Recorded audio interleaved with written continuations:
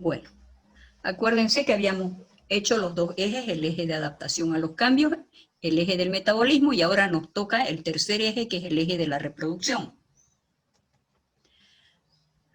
Las hormonas sexuales están reguladas por la hormona GnRH u hormona liberadora, que es secretada por el hipotálamo. La GnRH actúa sobre la adenohipófisis para que, a su vez, la adenohipófisis secrete la FSH y la LH para que actúe sobre los órganos tanto del macho como de la hembra, es decir, sobre los testículos y sobre los ovarios.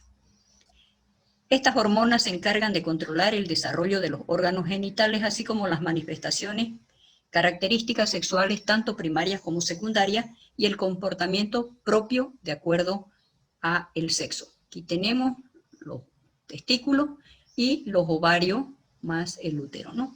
La ubicación, pues, de ambos órganos, ¿no? Ovario, útero y testículo, que está en la región inguinal. Cada gónada produce las hormonas propias de su sexo y una pequeña cantidad de hormonas del sexo opuesto. También debemos indicar que sobre las glándulas sexuales tienen influencia otras dos glándulas endocrinas, como son la tiroides y las adrenales. Las hormonas sexuales son tanto masculinas como femeninas. Las hormonas masculinas son los andrógenos, como la testosterona, que se producen en las células intersticiales, se encuentran en los túbulos seminíferos del testículo. En cambio, las hormonas femeninas, que son los estrógenos, son las hormonas sexuales que se encargan de actuar sobre el ovario, se producen en el ovario, en la placenta, durante la preñez y en pequeñas cantidades en las glándulas adrenales. Aquí podemos observar, pues, los ovarios, y en el ovario, pues, el cuerpo lúteo, luego está el útero en el caso de las hembras y los testículos en el caso de los machos.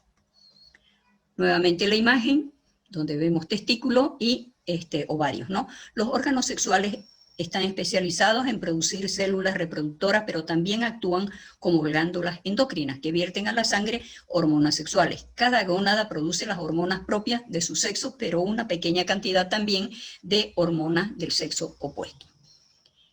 Vamos a hablar de la FSH y su acción sobre hembras y machos. La FSH es una gonadotropina liberada por la adenohipófisis a la corriente sanguínea.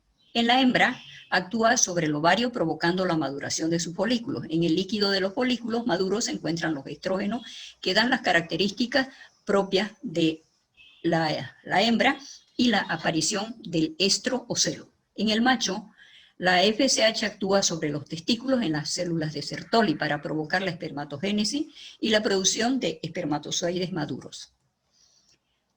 La LH, que es otra de las hormonas de la adenohipófisis, actúa sobre la hembra provocando la ovulación, es decir, la rotura del folículo, y estimula el desarrollo del cuerpo lúteo. El cuerpo lúteo produce la hormona progesterona, que permite la permanencia de la gestación durante el tiempo de acuerdo a la especie. La LH en los machos actúa sobre las células intersticiales, estimula la producción de testosterona, que le darán las características propias del macho. Además, pues estas hormonas van a actuar como un feedback. La testosterona actúa como un feedback para que no se produzca más LH, es decir, actúa sobre el hipotálamo y sobre la hipófisis. Vamos a hablar de cada uno de los ejes refiriéndose tanto a la hembra como al macho. Iniciamos con la hembra. En la hembra, el eje de la reproducción está el hipotálamo, que genera la GnRH, que es la liberadora, que va a actuar sobre la hipófisis para que ésta libere la LH y la FSH. La FSH, o folículo estimulante, va a actuar sobre los ovarios, provocando la maduración del folículo de Graf. El folículo de Graf, dentro del líquido, contiene estrógenos que le darán las características físicas secundarias de la hembra, así como el comportamiento y la aparición del estro o celo.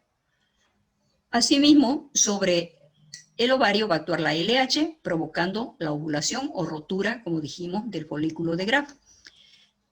Se forma el cuerpo lúteo, y este cuerpo lúteo a su vez va a producir la hormona progesterona. Esta progesterona es la hormona que protege la preñez, desde la anidación hasta la culminación de la gestación. A su vez, la hipófisis secreta la prolactina, la cual va a actuar sobre las mamas provocando su crecimiento y desarrollo, además de la apertura de los conductos galactóforos y la producción de leche después del momento del parto. Los ovarios y el útero también producen hormonas. Los ovarios producen los estrógenos, la progesterona, la relaxina y la inhibina. El útero, por su parte, interviene en el control de la actividad cíclica del ovario a través de las prostaglandinas.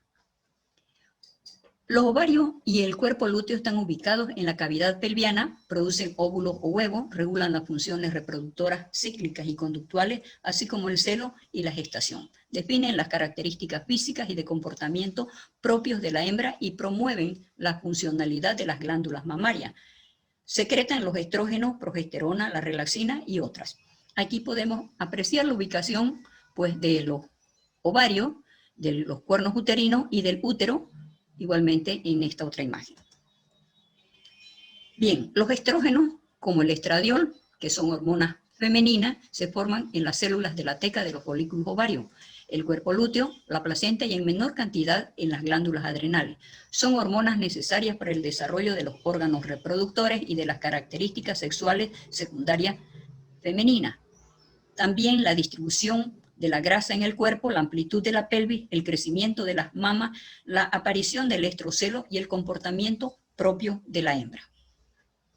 También tenemos otra hormona femenina que es la progesterona, que se produce en el cuerpo lúteo. Como ya hemos mencionado anteriormente, la función principal es la preparación de la mucosa del útero para la recepción del óvulo, así como también la producción de proteínas para nutrir al embrión.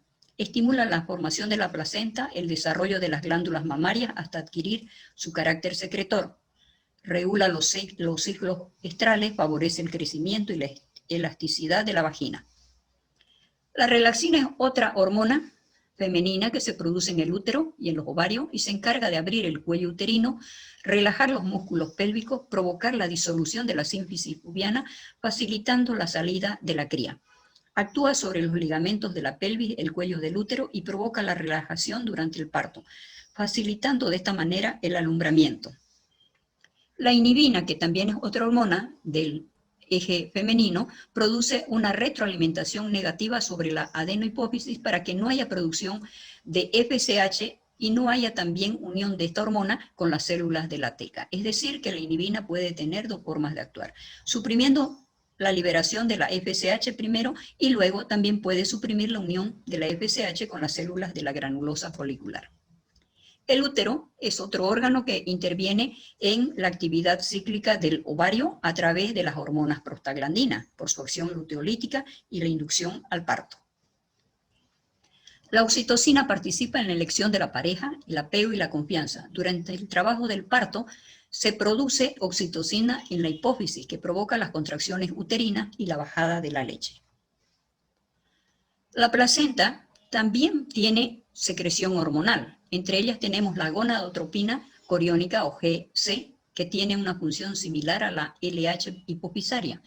Está presente en la orina durante la gestación. La somatotropina coriónica, con algunas características de la hormona del crecimiento, también está presente. Estimula la síntesis de estrógeno y la progesterona en el cuerpo lúteo durante el inicio del embarazo.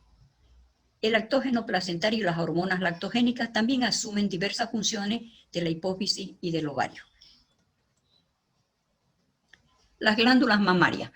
Las glándulas mamarias son estimuladas por la prolactina o PRL, que estimula su crecimiento además de la producción láctea después del parto. La prolactina es una hormona secretada por la adenohipófisis, estimula el crecimiento de las mamas, producción láctea después del parto y la síntesis de progesterona en el cuerpo lúteo. La succión del pezón durante la lactancia favorece la síntesis de esta hormona. En macho, la prolactina puede afectar la función adrenal, el equilibrio electrolítico y la libido.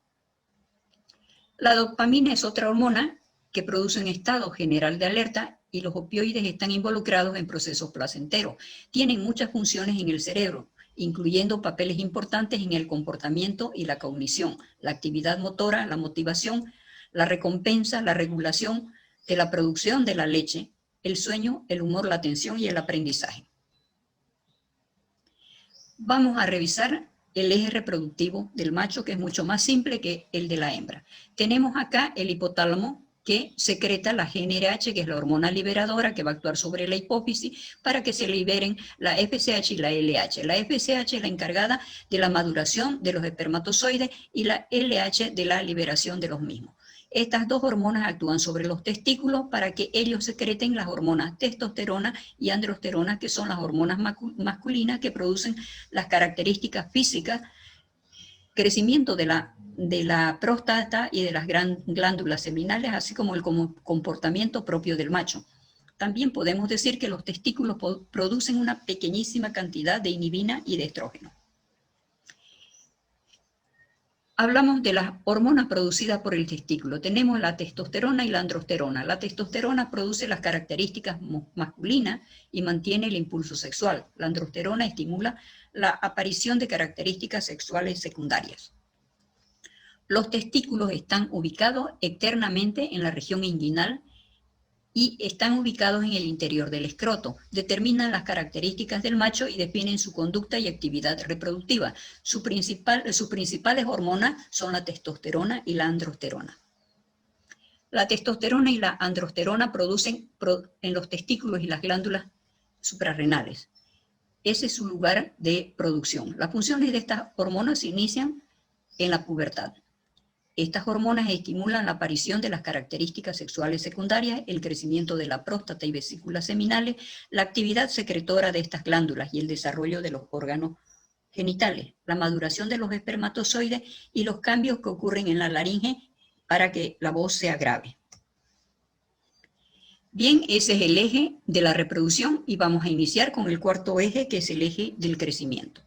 El eje del crecimiento, en el eje del crecimiento, pues el hipotálamo secreta la GHRH, que es la hormona liberadora de la hormona del crecimiento, la cual va a actuar sobre la hipófisis anterior para que secrete la hormona del crecimiento GH o STH.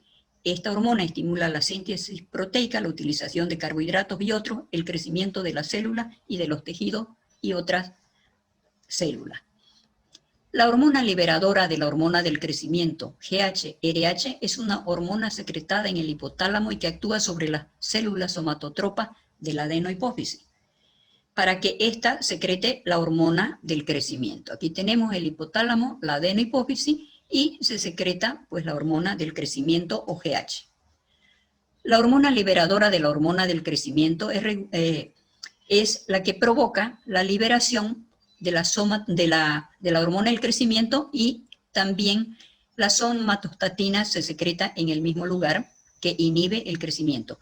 Ambas están reguladas por diversos neurotransmisores, hormonas y señales metabólicas. También son secretadas de manera pulsátil, rítmica y alternante, especialmente durante el periodo del sueño, y varía de acuerdo al sexo y a la edad. La hormona del crecimiento se produce en las células somatotropas de la hipófisis anterior. A diferencia de otras hormonas, la hormona del crecimiento o GH no tiene un órgano blanco específico, sino que actúa sobre todo el organismo. Activa la mitosis celular, la entrada de aminoácidos y otros elementos en la célula, con lo cual el organismo crece. La acción más importante de la hormona del crecimiento es la elongación, es decir, el crecimiento longitudinal de los huesos. Una vez que se ha producido el cierre de la epífisis y el hueso deja de crecer, la hormona da lugar a un incremento de la densidad mineral. Es también fundamental para el correcto desarrollo del sistema inmunitario. Es decir, esta hormona permite que el hueso crezca longitudinalmente, pero cuando ya no crece el hueso, entonces produce la mineralización del hueso para que el hueso se vuelva mucho más fuerte. Dentro de las acciones de la hormona del crecimiento tenemos acciones anabólicas para la homeostasis metabólica, acción sobre el metabolismo de los carbohidratos que aumenta la captación y la utilización de glucosa y aminoácidos de las comidas, acción lipolítica que se opone a los efectos lipogénicos de la insulina y moviliza los ácidos grasos para su uso como fuente de combustible durante los periodos de ayuno. Estimula el crecimiento de los órganos, como por ejemplo provoca hipertrofia cardíaca y renal, es decir, que agranda los órganos de acuerdo al tamaño que está adquiriendo el animal. La producción de las hormonas, el metabolismo, el crecimiento y la maduración esquelética, así como la función inmune. La hormona del crecimiento GH, asimismo, tiene una potente acción antiinsulínica, tanto en el hígado como en los tejidos periféricos como los adipocitos y el músculo, que se traduce en la inhibición de la glucólisis y la activación de la lipólisis y la gluconeogénesis hepática.